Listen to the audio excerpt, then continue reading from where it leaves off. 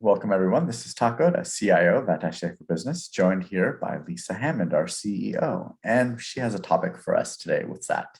We're going to talk about 1099s today, Talk. All right, 1099s. Tell us about 1099s. All right, so 1099s are, I kind of think of this as a 101 topic, an early stage entrepreneur, early stage or solopreneur topic, because people don't know that they need to file a 1099 often when they're first starting out Mhm. for their independent contractors. Now, the IRS requires that you file a 1099 for anyone who works for you and is paid more than $600 in the year. Mhm. That means that you have to get their information so that you're able to file that. If you Right. don't get their information, then I can guarantee you, if you don't get their information up front when you hire them, they're probably not going to give it to you when it's time for for you to file it, because they don't necessarily want that to go on their taxes if they don't have to. So the thing about it is, by IRS regulations law, you Mhm. want to file a 1099 on anybody who works for you that's paid more than $600.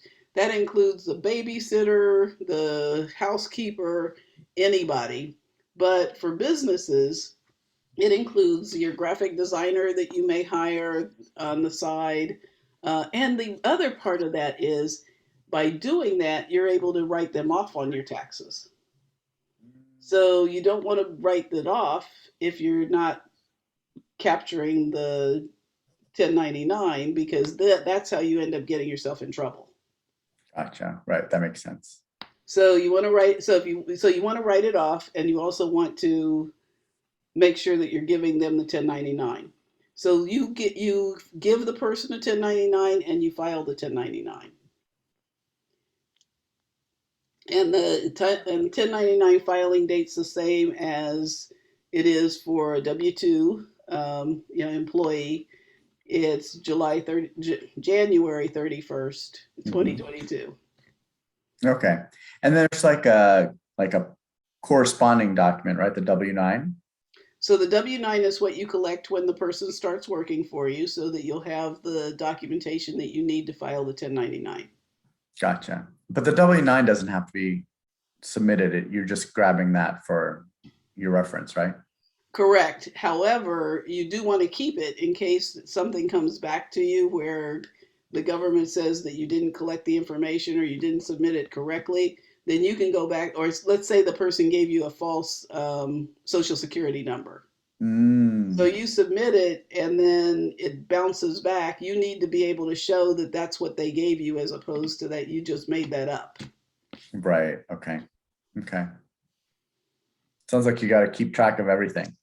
You need to keep track of everything, which brings us to Attaché for Business. Right. Yeah. I This guess is that's part what of we why do. we do these. Yeah, to show people all the documentation that they need and the things that they need to know when they're running a business. And with Attaché for Business, they have those things right at their fingertips when they need them. Makes sense. Great. Awesome. Any special things that people might consider a gotcha around this? Um, so filing it, I would recommend going through a service to have it filed. Whether you go through, don't try to file it on your own necessarily. You can, Hmm. but Okay. if you're using like TurboTax or something like that, you could have them file it. If you're using QuickBooks, you can have them file it. You can contact us and we can help you to get it filed. Those kind of things. But if you've never done it before, you can do it on your own, but I wouldn't necessarily recommend it, because you want to make sure you're keeping the paperwork, you're submitting the right paperwork, etc. Gotcha. Okay. And most companies that would take care of your payroll could handle this as well. Correct. Okay. They Great. will do it, they'll charge you for it, but it's worth getting it right. Yeah. It sounds like you definitely don't want to get this wrong. Yeah. All right. So one other thing that I just want to talk about is you definitely want to make sure you do this also to make sure that you don't get into that little tango dance about whether or not somebody was an employee or a independent contractor, right?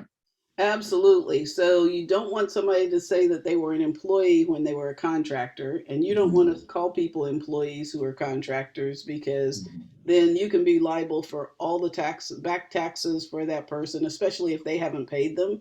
Then you could be liable for all their back taxes plus penalties. Right. So for those of you watching, make sure you watch all our previous videos because you can definitely hear Lesa ranting about this, about knowing the difference. It's very important to know the difference. So definitely like and subscribe to keep track of all that kind of good information. Anything else you want to close up with, Lesa? The only other thing I would say about that is that you want to make sure with the 1099 that you have that filed in time because there are penalties if you're late. Gotcha. January 31st, right? Exactly. All right. Get that on your calendar, everyone. Thanks so much for joining, and thanks, Lesa. Thanks, Tak.